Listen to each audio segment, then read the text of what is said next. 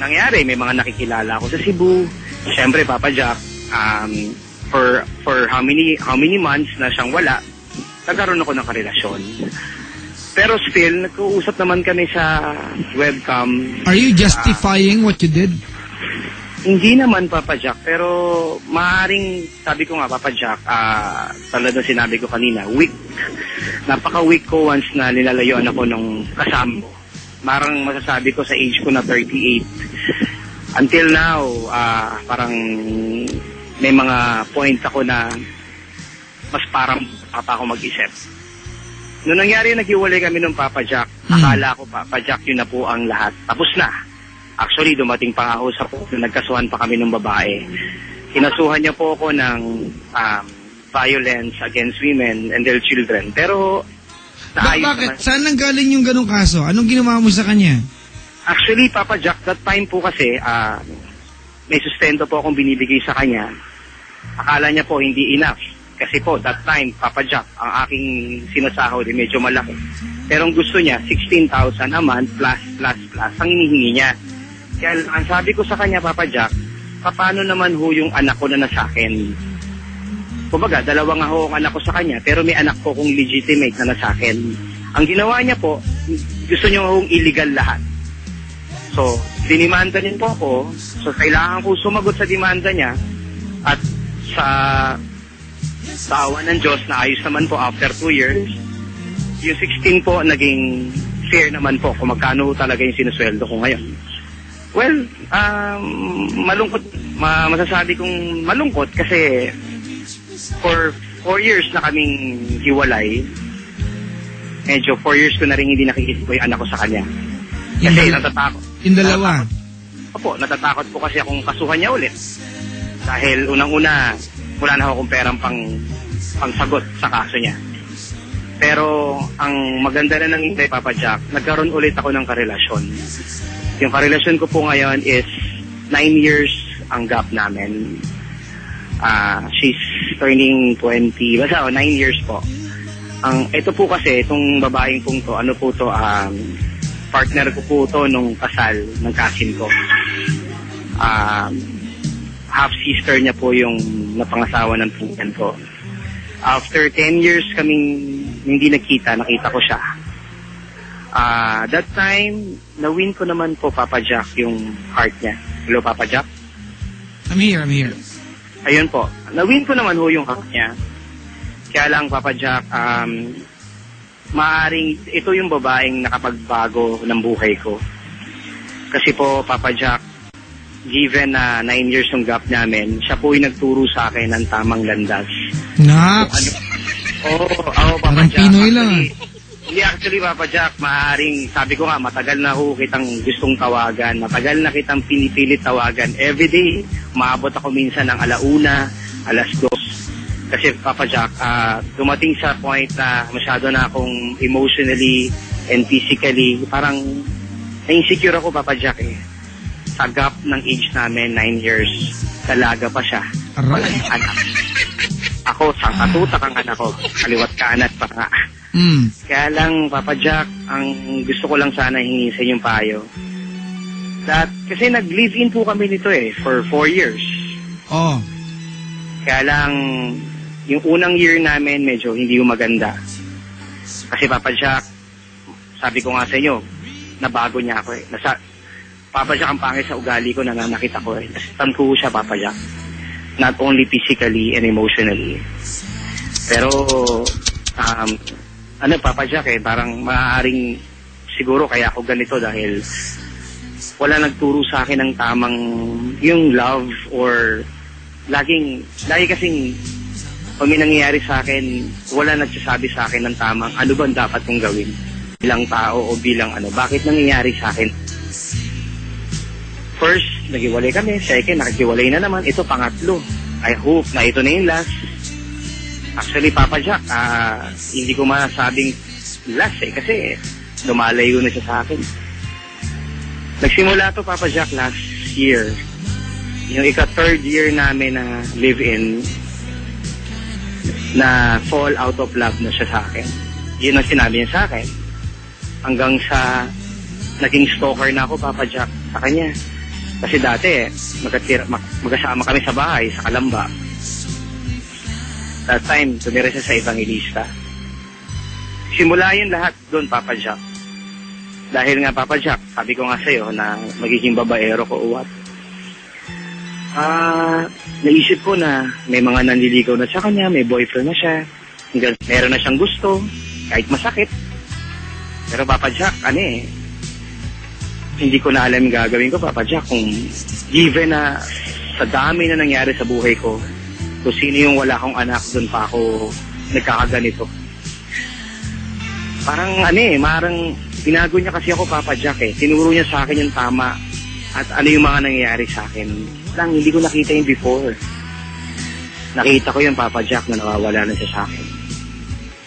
Yung first year namin, Papa Jack, tinuro niya sa akin ito. Hanggang sa ini-ignore ko lang. Second year, ganito tinuro naman niya sa akin, Papa Jack, yung the way kung ano ba yung dapat. Kaya ka nawawala kasi ng partner kasi ganito ka.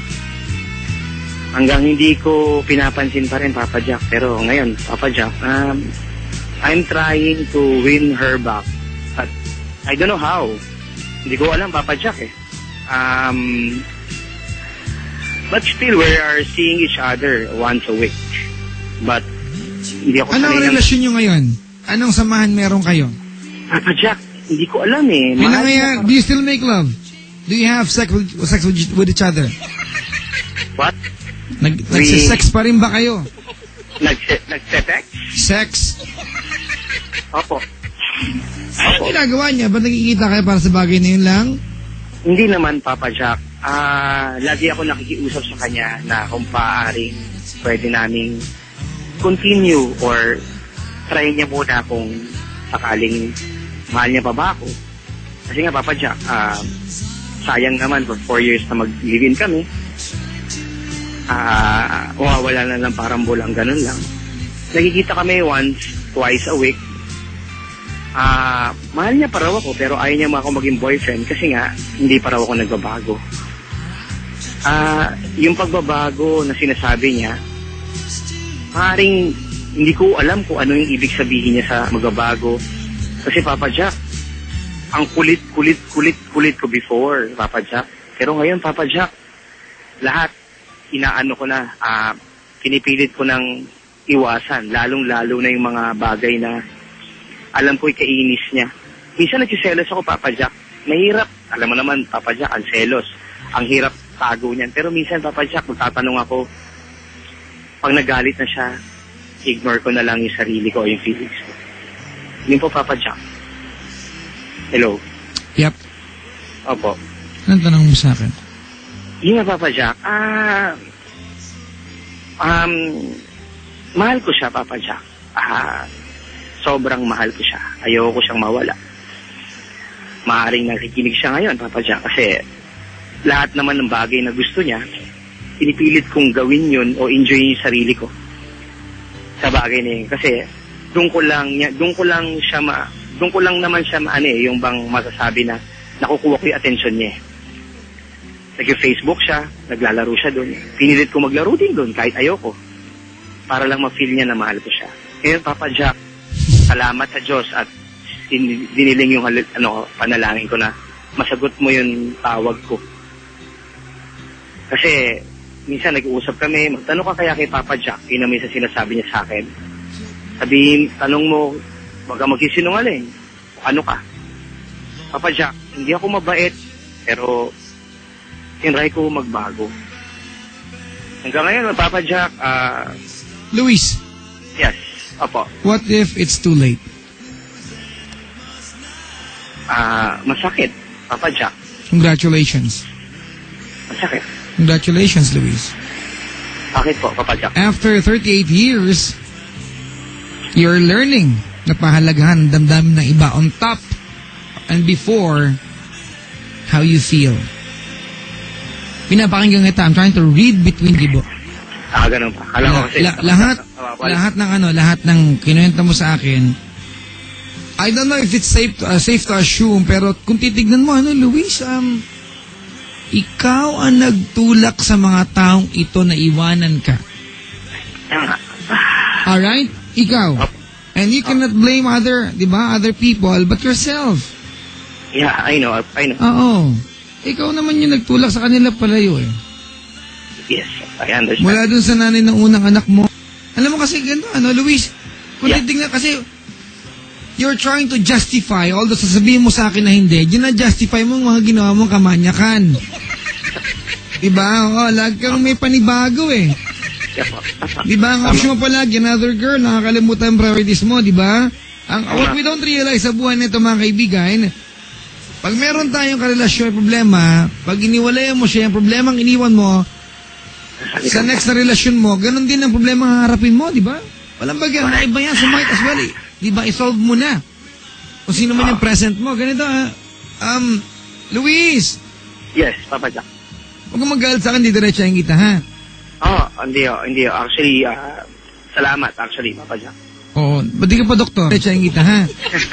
Hindi. Actually, seryoso ako. Hindi ako, hello? Seryoso ako. Oo nga. Actually, Papa Jack... You're very possessive, Luis, ha? Apa. Oo, possessive ka. At alam mo, I can only, give you advice from a friend's point of view. Hanggang doon lang ako. Hindi ako psychiatrist, hindi ako psychologist, okay? Apa. Ganito gawin natin, alright? Sige pa. Kung babalik ka mula at nangyari sa'yo, Luis, may dahilan ba't ka iniiwan? Apa. May dahilan. May dahilan bakit nakakasawa ka bilang kasama sa buhay. Apa. Diba? Kapatid, hindi mo pag-aari ang kahit sinong tao. Nga. At feeling ko, yun na nagiging pakiramdam mo. Na pag-aari mo sila. Sa relasyon, Luis, hindi importante kung sinong tama, kung sinong mali. Mas importante kung sinong kayang umayos. Kung ano man yung gulo, gusto mo tayo pinagdadaan na sa relasyon, hindi importante kung sinong tama at kung sinong mali. Kasi kung nagmamahal ka ng taong yan, kahit tama ka o mali ka, at then kayo pa rin magkasama. It's never a competition, di ba? Hindi importante if you win over an argument dun sa taong mahal mo. Ano kung maging mali ka kahit tama ka? Para lang maayos niya. Pag-usapan niyo lahat pag nakahubad na kayong dalawa. And you're making love with each other. Because it's normal. Di ba? Normal naman talaga yun. Alright? Apa. Hindi ko alam, Luis, kung i-wish ko ngayon gabi na sinasabi mo sa akin na, Papa Jack, binago niya ako. Hindi ka niya binago. Ano nagbago sa'yo? Iyo ka pa rin. Iniiwan ka pa rin. Ano nagbago sa'yo? What did you learn? Kasi Papa Jack, nung time na... Luis, hindi ka niya binago. Siguro, if anything, may ginawa na siya, tinuruan ka lang niya makita yung mga mali mo. Iba yung nakita mo yung mali mo sa nagbago ka. Hindi ka nagbago. Nandun ka pa rin eh. Iniiwan ka pa din eh. Nandun pa rin yung ugali mo eh. Sabagay. Do not pretend na nagbago ka because, di ba, hindi ka nagbago. You are still the same jerk.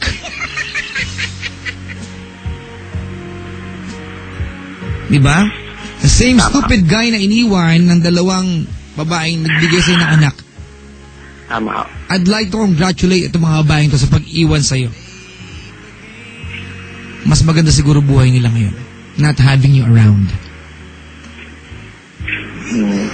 Nakakapikon at nakakabanas isipin na sabihin mo sa akin, Papa Jack, lumaki kasi ako na walang nagsasabi sa akin ng tama o mali. Hindi mo kailangan ng taong magsasabi niyan sa'yo sa edad mo. Konsepto lang yan, tama at mali. Ano ka, bobo, tanga? Kailangan mo na sa edad mong yan, kailangan may magsabi sa'yo na, hindi ko alam, Papa Jack, kasi wala nagsabi sa akin. Hindi naman po. That's what you said. That's what you said.